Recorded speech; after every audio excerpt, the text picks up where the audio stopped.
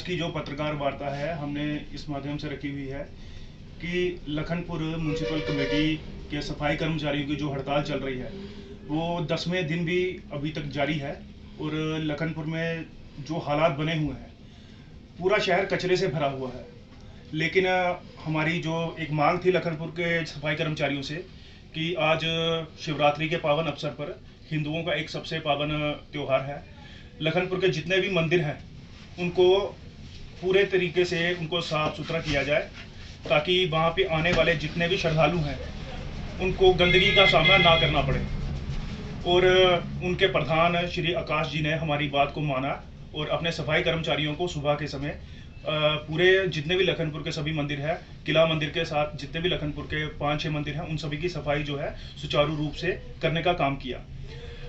एक तरफ उनकी हड़ताल जिस हिसाब से चल रही है, लेकिन फिर भी उन्होंने अपनी हड़ताल को एक तरफ रखते हुए जितने भी हैं लोग हैं अपने सफाई कर्मचारी, उनको सफाई करने के लिए जितने भी मंदिर हैं वहाँ पर भेजा और वहाँ पर जितनी भी गंदगी पड़ी हुई थी उसको उठा के सफाई करने का काम किया, ताकि जितने भी मंदिरों में भक्त आने वाले हैं उनको किसी भी परेशानी का सामना ना करना पड़े। लेकिन 10वें दिन भी हड़ताल जिस हिसाब से चल रही है, इतना कचरे का ढेर लखनपुर में पड़ा हुआ है जिसका कोई हिसाब नहीं। म्यूनसिपल कमेटी की अभी जो हालत है वो कोई भी इन सफाई कर्मचारियों के विषय में कोई भी बात नहीं कर रहे हैं। और सरकार की जो व्यवस्था इस समय चल रही है, सफाई कर्मचारी जो है एक अहम योगदान अदा करते हैं पूरे एरिया को, पूरे अपने शहर को साफ सुथरा रखने का।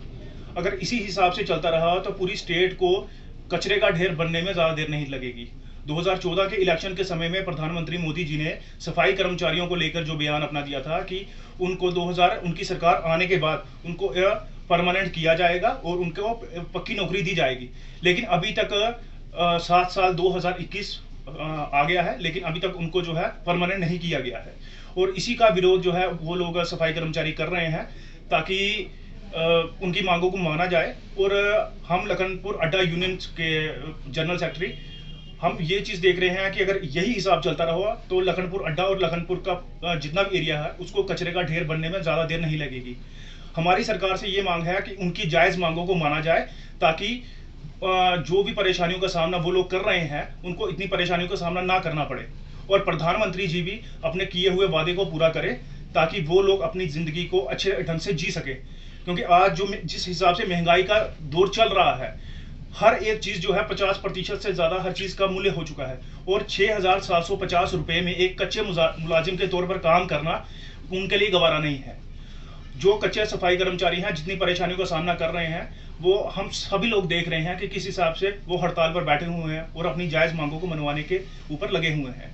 हम सरकार से बस इतना सा अनुरोध करते हैं कि पूरी स्टेट को कचरे का ढेर बनने से बचाया जाए और सफाई कर्मचारियों को पक्के मुलाजिम के तौर पे उनको नियमित किया जाए, ताकि वो अपनी जिंदगी का ज्ञापन जो है अच्छे ढंग से कर सके। साहिल जी, मैं एक आपसे बात पूछना चाहता हूँ जी कि सफाई कर्मचारी की हड़ताल जो जायज है, उनको पक्का नहीं किया जा रहा है, उनके स्वाभाविक है, और लखनपुर में जो गंदगी से महामारी फैलने की आशंका बनी हुई है जी, क्या आपको नहीं लगता कि भारतीय जनता पार्टी जो भारत स्वच्छ अभियान चलाती है जी, जिस समय मुलाजम हड़ताल पर नहीं होते उस समय झाड़ू लेकर ये लोग सड़कों पर उतरते हैं, इस समय आखिर ये बीजेपी के लोग क्यों नहीं झाड़ू लेकर सड़कों पर उतर रहे हैं?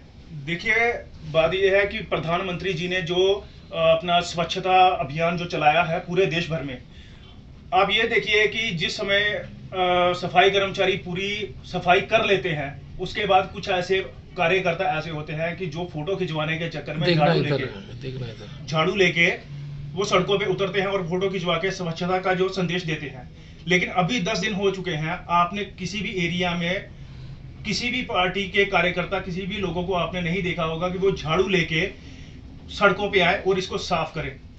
मेरा कहने का मतलब यह है कि हिंदू तत्वों को लेकर बीजेपी हमेशा बातें करती है। सफाई कर्मचारियों ने पूरा शिवरात्रि पर सहयोग दिया है, चाहे कठुआ हो, लखनपुर हो, हीरानगर हो, कहीं पे भी, कि आप मंदिर के आगे पीछे सफाई उन्होंने की भी है और कुछ लोगों ने की है, और आप लोगों ने भी मंदिर की सफाई की है जहाँ जहाँ भी मंदिर है जी। तो इस समय बीजेपी का एक कार्यकर्ता ने भी जो मंदिर के आसपास में झाड़ू सफाई नहीं की, उस पर क्या कहेंगे? देखिए, अभी बीजेपी के जितने भी कार्यकर्ता हैं या पार्टी के जितने भी वर्कर्स हैं, वो जिस हिसाब से उनका काम चलता है वो हम देख रहे हैं। लेकिन जो सफाई अभियान जो जिस हिसाब की गंदगी है या मंदिरों की देखरेख का काम है या कुछ भी है, जो मंदिरों की कमेटियां वगैरह है वो अच्छे ढंग से करती हैं। लेकिन अभी जिस हिसाब से पहले प्रधानमंत्री के आने के समय या कोई भी स्वच्छता का संदेश देना हो, उस समय ये झाड़ू लेके खड़े होते हैं। लेकिन अब जिस समय पूरे एरिया को, पूरे जितनी स्टेट को सफाई की जरूरत है, जो सफाई कर्मचारी ही कर सकते हैं, क्योंकि ये थोड़ा कचरा नहीं है, पूरे शहर का कचरा जो है इस समय जमा हुआ है। और भाजपा की जो कार्य प्रणाली है वो 7 सालों से हम लोग देखते ही आ रहे हैं कि किस हिसाब से है, राजनीति के हिसाब से जो भी है कार्य इनका चल रहा है अभी। लेकिन सफाई के हिसाब से जितना जो कर सकते हैं सफाई कर्मचारी, वो उन्हीं का काम है, क्योंकि ये थोड़ा छोटा काम नहीं है, पूरे एरिया को साफ करना। सरकार को उनकी मांगे माननी, सरकार को उनकी मांगे माननी चाहिए। उनकी जायज मांग है कि उनको एक पक्के मुलाजिम के तौर पर उनको नियमित किया जाए, ताकि और उनकी सैलरी बढ़ाई जाए, ताकि उनका भविष्य जो है वो सुरक्षित हो सके। साहिल जी, आपसे एक बात पूछेंगे। जी सर। भाजपा जो है स्वच्छ भारत मिशन में भी बड़े बड़े ओहदे जो हैं वो बांटती है, और हाल ही में हमारे कठुआ के भाजपा के नेता जो है वो स्वच्छ भारत मिशन के इंचार्ज बने हैं।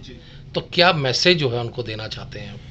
देखिए, उनको मैसेज सिर्फ इतना सा ही है कि 10 दिन से जो पूरे शहर की और पूरी स्टेट की हालत है, वो एक बार बाहर निकल के देखें। जो पहले वो स्वच्छता का जो संदेश देते आए हैं, इस समय भाजपा के सभी कार्यकर्ताओं को ये कार्य करना उनको चाहिए, ताकि पूरे शहर को वो साफ कर सके। लेकिन मेन कहानी ये है, ये काम जो है सफाई कर्मचारियों का है, उनकी हड़ताल का है।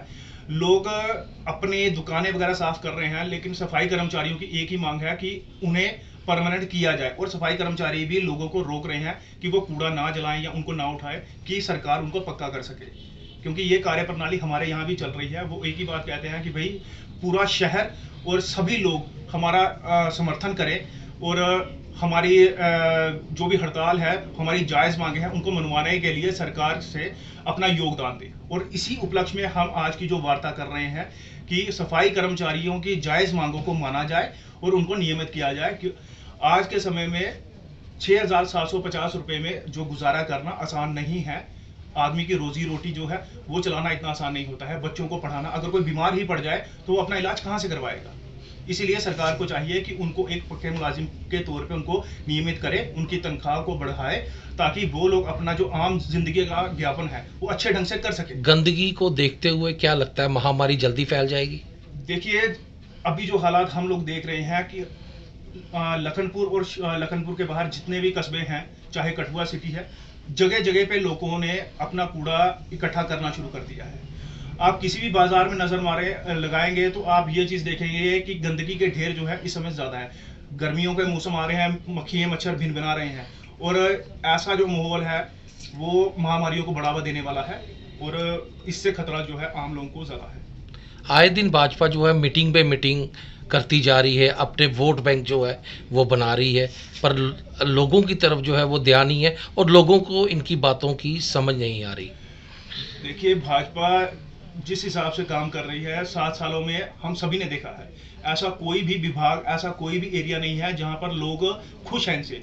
आप चाहे सफाई कर्मचारी हों, पीएचई हों, पीडीडी वाले हों, एसपीओ हों, होम गार्ड हों, यूनिवर्सिटी के स्टूडेंट्स हो, कॉलेज के स्टूडेंट्स हो, किसी भी एरिया के आप देख लीजिए, हर तरफ लोग जो है प्रदर्शन कर रहे हैं।